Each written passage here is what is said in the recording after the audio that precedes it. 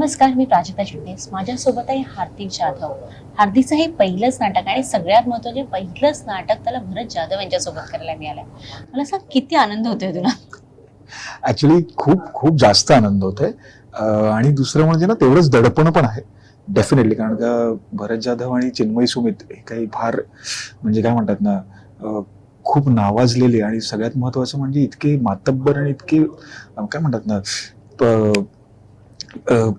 अनुभवी लोक आहेत. आणि ह्यांच्या बरोबर काम करणं ही this is like a opportunity for मी.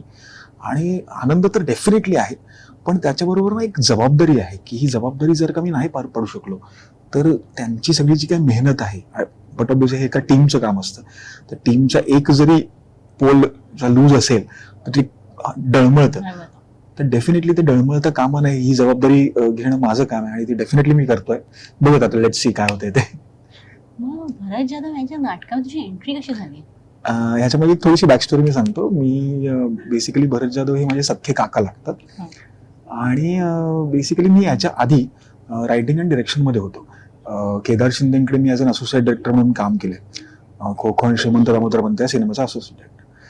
पण भरत सरांनी ना माझं बॅकस्टेजचं आणि ऑन स्टेजचं काम पाहिलेलं खूप आधी. कारण का मी एकांकिका काय म्हणतात राज्यनाट्य वगैरे करायचो त्यावेळेस.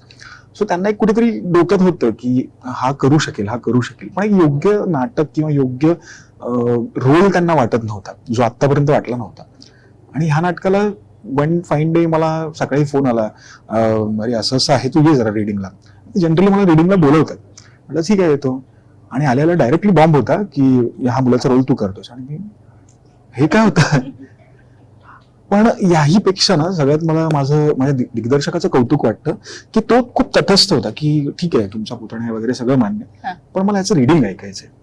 आणि भरत सरांनी पण ती गोष्ट खूप स्पोर्टिंगली घेतली की नाही करेक्ट आहे. दिग्दर्शकाला जर योग्य वाटत असेल तरच आपण ह्या गोष्टी. आणि मी दिग्दर्शकाला माझं रिडिंग दिलं आणि ही वॉज हॅपी की चल एक रिडिंग प्रोसेसमध्ये तरी मला कलाकार म्हणून कळतो, बाकी काढून घेण्याचं माझं काम आहे. आणि त्याच्यानंतरची जी काही प्रोसेस होती ही कम्प्लिटली मी माझ्या दिग्दर्शकावरती सोपवून दिलेली आणि कम्प्लिटली त्याने जे काय ते माझ्याकडून काढून घेतलंय. त्याच्यामुळे आता जे काही दिसेल स्टेजवरती हा फक्त आणि फक्त तो दिग्दर्शक माझ्या रूपाने बोलेल हेच आहे. मला सांग, जेव्हा तू रंगमंचावर असतोस किंवा तालीम सुरू असते तेव्हा ते भरत सर असतात, मग घरी गेल्यावर पण सर असतात का, तेव्हा तो घरी काका होतो? घरी गेल्यानंतर काका होतो. पण मी ऑन सेट म्हणजे मी जेव्हा असोसिएट पण करायचो तेव्हा मी एक काय म्हणतात नाही म्हटलं तरी एक त्या माणसाचा अनुभव आणि त्या माणसाची ऑरा जो आहे ह्याला आपण रिस्पेक्ट देणं खूप गरजेचं आहे. आणि घरातला व्यक्ती म्हणून जर का मीच नाही रिस्पेक्ट दिला तर बाहेरच्या व्यक्तींकडनं आपण अपेक्षा करणंच चुकीचं आहे. म्हणून मी म्हटलं की नाही, आपण सेटवरती असताना आपण सरच हाक मारायची. आणि अदरवाईज आम्ही जेव्हा बाहेर जातो दरवाजाच्या बाहेर गेल्यानंतर मग आम्ही भरत काका आणि एक पुतण्या वगैरे ते नाटक असतात ते वेगळं असतं. पण जेव्हा सेटवरती असतो ते माझ्यासाठी सरच असतात आणि ते तसंच वागतात. कारण का त्यांचा तो ऑरा आहे, त्यांचं ते काय म्हणतात ना तो ऑरा घेऊन फिरतात आणि त्यांना रिस्पेक्ट करणं गरजेचं आहे. काका पुतण्याचं नातं कसं आहे? सेटवरचं नाही, सेटच्या बाहेर. ऑफ सेट आम्ही खूप म्हणजे मी त्यांच्या म्हणजे लहानपणापासून म्हणजे मी मला असं वाटतं मी 5वी-6वीत असल्यापासून मी भरत काका बरोबर, आता काकाबद्दल बोलतो म्हणून, काका बरोबर मी ना दौऱ्यावरती जायचो ऑल द बेस्टच्या किंवा श्रीमंताच्या वगैरे. तर तो मला लहानपणापासून घेऊन जायचा. त्यामुळे मी तिकडे भरत काका, अंकुश काका, केदार सर यांच्याबरोबर खूप मी अंगाखांद्यावरती खेळलोय. तर माझ्यासाठी ते इतकं वातावरण फुलफिलिंग असतं ना. आणि ऑफ सेट म्हणजे जेव्हा मी काका पुतणे असतो तो मला इतक्या गोष्टी सांगत असतो त्याच्या नाटकाबद्दल, त्याच्या प्रोजेक्ट बद्दल की ते ऐकून एक काय म्हणतात युनिव्हर्सिटी मला मिळत असते की बाबा ह्या गोष्टी लिहून आपल्याला याचा काय वापर होईल माहिती नाही, पण वापर डेफिनेटली होणार एवढी गॅरंटी असते. आणि त्या मी नोट डाऊन करतो प्रत्येक वेळेस. मला सांग की भरत जाधव आणि विजय चव्हाण यांचं नातं भरपूर वेगळं होतं. हो. तू पण ते जवळून डेफिनेटली त्यांच्यासोबत कसं नातं होतं? विजू मामा बरोबर. विजू मामा is like godfather to us. म्हणजे त्या माणसाला आई शपथ काटायला अंगावरती.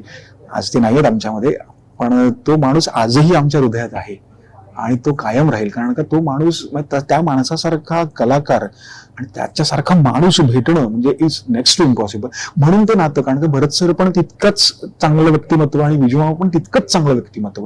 हे दोन चांगले व्यक्तिमत्व एकत्र जेव्हा येतात ना तेव्हा एक वेगळंच समीकरण होतं. आणि ते समीकरण मी अनुभव घेतलाय.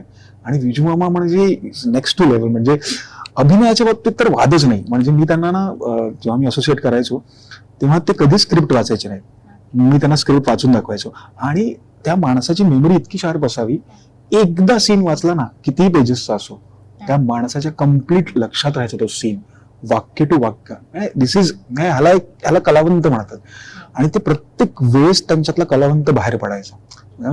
ब्लेस्ड होतो आम्ही की मी विजू बरोबर काम केलंय.